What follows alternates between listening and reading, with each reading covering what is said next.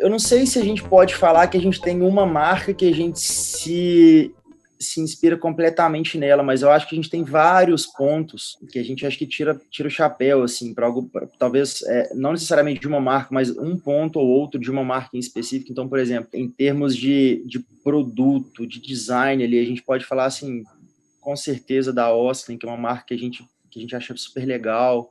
Então, a gente já tem outros cases, né, sei lá, de benchmarkings que marca, sei lá, uma reserva da vida que consegue ter uma comunicação assim muito agressiva e tudo mais. Tem vários modelos, né, que a gente pode inspirar, e alguns até mesmo inspirado que não fazer, né, vamos dizer assim. Você vê, uma das maiores inspirações que eu tenho certeza que quase todos os empresários de Belo Horizonte tinham até final do ano passado era a Baker. E aí você tem duas formas de se inspirar ali.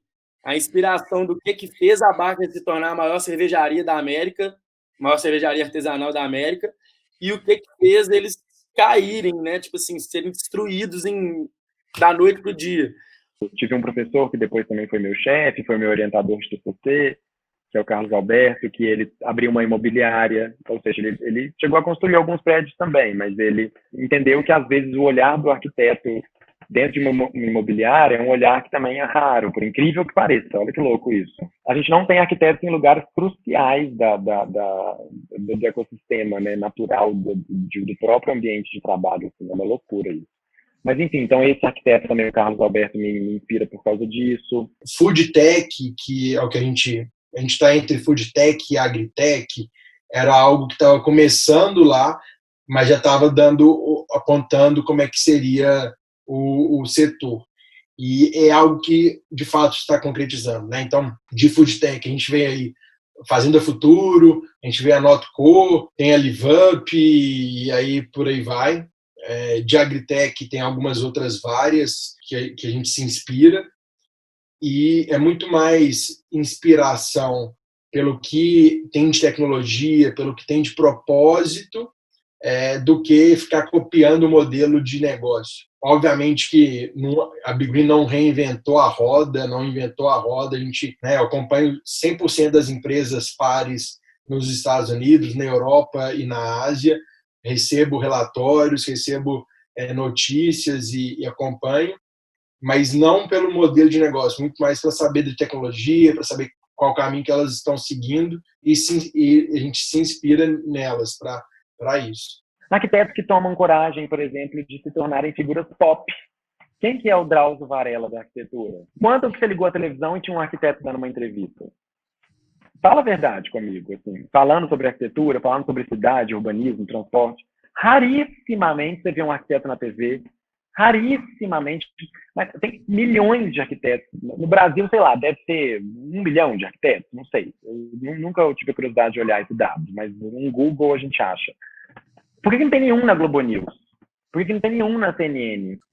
A Escola Hub ela tem duas grandes inspirações, que são o sistema educacional finlandês, que eu já estudei bastante e continuo sempre estudando, e as escolas de projeto, que são inspiradas no modelo da primeira escola de projetos que se tem notícia do mundo, que é a Escola da Ponte, em Portugal, que é uma escola que, na minha opinião, a grande contribuição dela não é exatamente ser uma escola de projetos, mas é a forma como ela se redesenhou sistemicamente para dar sentido à proposta pedagógica do projeto. Então, foram duas grandes inspirações, apesar de haverem muitas outras, como o movimento de microescola nos Estados Unidos, toda a discussão sobre metodologias ativas que existe hoje no Brasil e no mundo. Mas eu diria que as escolas de projeto e o sistema educacional finlandês são as grandes inspirações. Então, tem a galera da Baker, que é uma puta inspiração pra gente. Tem vários erros e a gente não quer seguir esses erros, mas tem vários acertos que a gente tem que olhar também, não pode ignorar.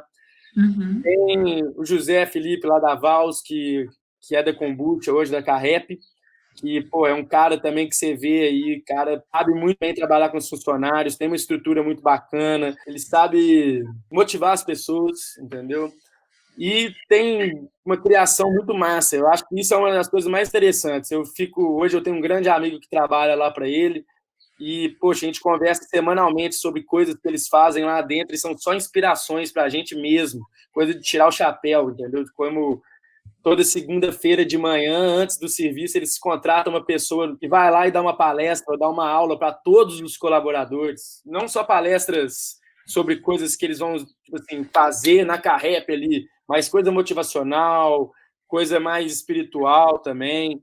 Então, são coisas que a gente vai vendo de pessoas que já estiveram na nossa posição no passado, muitas vezes, e que a gente fala, pô, bicho, é esse caminho aqui que a gente tem que seguir, né? Acho que a gente acaba pegando um pouco, né? A gente vai meio que bebendo um pouco de cada fonte, assim, sabe? De cada marca para a gente conseguir construir o que a gente acha que é melhor pra gente, assim. O Maurício Arruda, por exemplo, do Decora, por mais que ele faça uma coisa que eu acho não vai mudar o mundo, mas é um cara que tem coragem de estar ali pondo na cara a tapa e falando de arquitetura e sendo um veículo de transformação, sabe? Então, assim, o Rosenbaum, talvez, enfim, esses arquitetos que têm coragem de ser pop.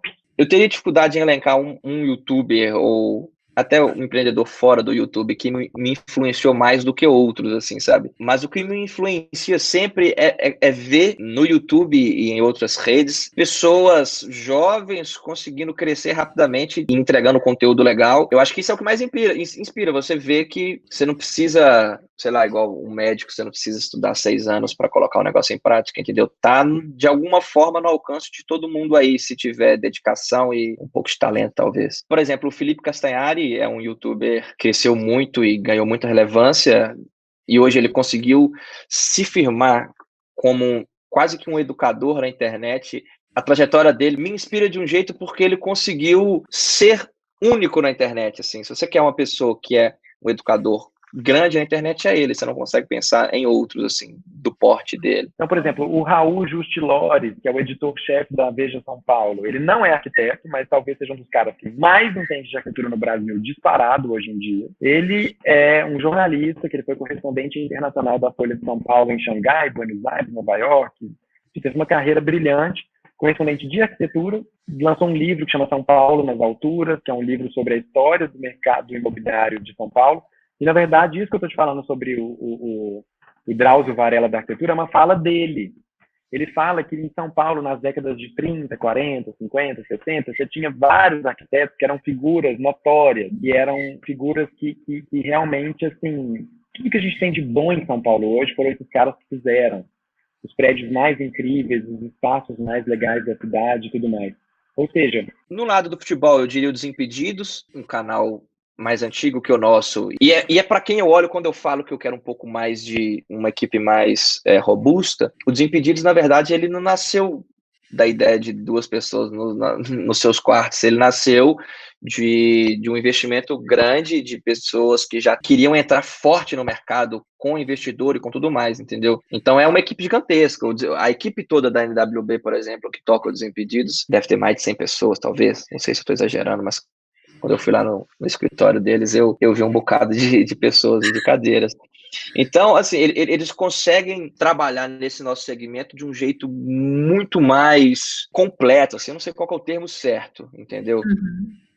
Mas eu acho que a dificuldade de vários criadores de conteúdo na internet é conseguir não ficar sendo amador de alguma forma. Entende o que eu estou querendo dizer? Crunchbase, assim, se quer procurar empresas de inovação do seu segmento, vai no Crunchbase, eles têm resumo de tudo isso. Então, assim, jogar a empresa, por exemplo, jogar a Plenty, que é uma empresa de fazendas urbanas dos Estados Unidos, você tem lá quem são os fundadores, quem são os investidores, quanto captou até o momento, como que é o modelo de negócio, quais cidades que elas estão operando. Hoje a gente vive num mundo que tem muita informação, você tem que saber buscar na fonte correta e filtrar, né? Assim, senão você fica cheio de informação e não tem a inteligência que está por trás. E aí eu poderia dizer também, o Felipe Neto e o Lucas Neto fizeram movimentos inteligentes dentro da internet, no sentido de entender o público deles, entender o que estava dando certo, entender o que poderia dar certo, se transformar naquilo que daria certo. Os dois fizeram isso com maestria, do meu ponto de vista, então é um exemplo para todo mundo. Arquitetos que realmente tomavam, digamos assim, coragem de propor, de falar, de dar a cara a tapa, de tomar risco, que são posturas tipicamente empreendedoras, né?